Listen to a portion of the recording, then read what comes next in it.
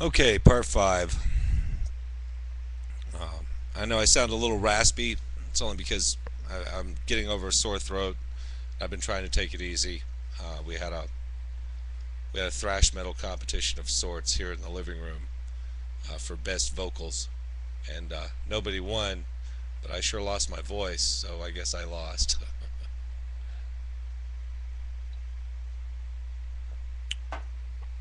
Now, there's lots of personal stuff that I could tell you. I don't think you want to hear it. So, the individual levels of who I am. I I'm a constitutionalist. My grandmother instilled in me the blood history of Americans, the contributions of the Revolutionary War that my family made to secure my freedom. And she would say it just like that, to secure your freedom. And I had to think about people I'd never met and imagine what they'd be like and what they'd say today. Now, I didn't really take any political science or major courses. I understood politics. I knew they were a bunch of criminals, and if they make a law and say it's okay, even though the law might still be unjust, it's not okay. So, the Constitution ringing in was where I started. I, I, I really didn't have a course in school that really focused on just the Constitution. American history, we worked on the Constitution, but I never had a constitutional class. So now I'm going to tell you something I think we all need to share. You know, my mother was not very political. My dad was very Republican. My grandmother was very Democrat. My family and my dad voted for Nixon, and my mom never let him hear the end of it after all that criminal behavior, corruption. Um, I sort of formulated the Republican idea for myself, but I didn't like a lot of their policies because some of my beliefs are liberal, and the tax and spend policies of government was unconstitutional for Democrats.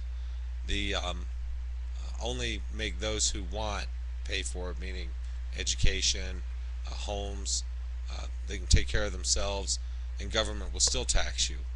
So it was either tax and spend or tax and spend. So it didn't really matter which side you came down on. And as a young man, I started looking for third party candidates, crazy outsiders. I actually rooted for Ronald Reagan in the first election. I wasn't old enough to vote for him. But I voted for him in the second election, even though I liked Ross Perot, because I felt like staying the course. Boy, was I mistaken. Ronald Reagan was a great president. All the world was afraid of him because they didn't know what the hell he was going to do. He'd say, he'd threaten nuclear arms. It's America. You know they have it. You know whether or not they've got a knife hidden behind their back, whether or not they're going to stab you with it, front or back. It wouldn't matter. Knowing your enemy, well, no one knew Ronald Reagan, and Ronald Reagan did some great stuff. Admired that man. I mean, I couldn't believe that he was an actor until he pretended to have come down with Alzheimer's, or did come down with Alzheimer's, or for political purposes came down with Alzheimer's, because he had no recollection of those matters. And I lost respect for Ronald Reagan at that point. I would think notes and tapes and, uh, you know, the Iran Contra scandal would have been revealed for what it was, but it was instantly buried. And that's when the beginnings of scandal and politics started striking me right at my core, because I became, by the time I was 16, a staunch constitutionalist and a complete libertarian through and through. I believe in both. I believe in your freedom, and I believe in my freedom. Um, I believe if all Americans take it upon themselves right now to take responsibility we will set ourselves free. We will set the world free, and we will rid ourselves of the Baron Rothschilds, his family, and his greedy kind. I'm not a communist.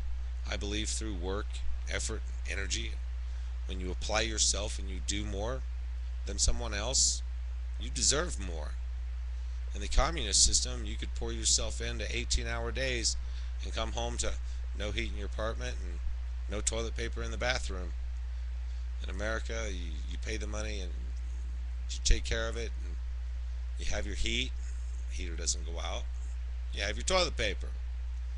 Everything else is sort of inconsequential.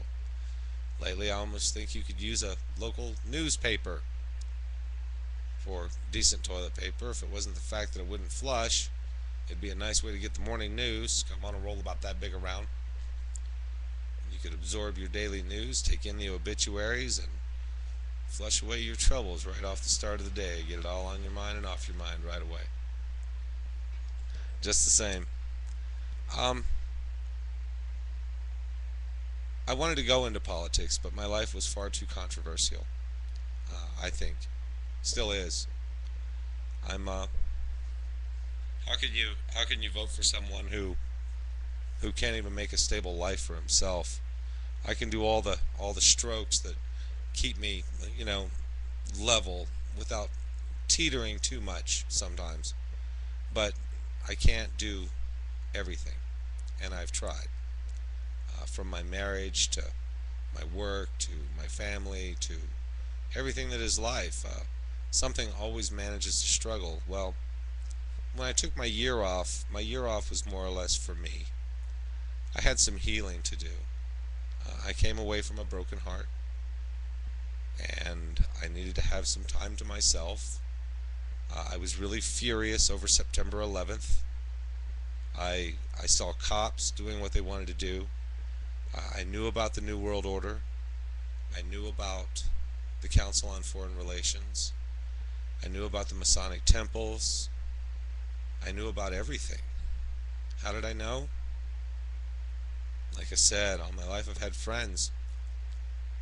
And my philosophy in life has sort of been 2 ears and 1 mouth philosophy. You have two ears and only 1 mouth. Therefore, you are required to listen twice as much as you may ever speak. And that's been sort of a rule of thumb for me all of my life. I'm a good listener until I'm angry, and then it's time to speak up. And when I do speak up, I seem to have, just a lot to say. So trying to be enthusiastic about my life and enthusiastic about America, I feel like it's become self-defeating, because the only way we're really going to change America is to stick our hands in it, grab a hold of it, pull it apart like an onion, and reveal all of its layers. So as much as I'm doing this and thinking about government, is as much as I'm willing to do this for you. So this is my last video in this sequence. I want some questions attached specifically to this video, talking about whether or not there are more questions that you have to ask. Because if you already know the truth and you're prepared to do things, I'm going to run one more video just for this point. So I'm going to sign out this video, and then I'm going to wrap up with a summation video, and we're going to move on.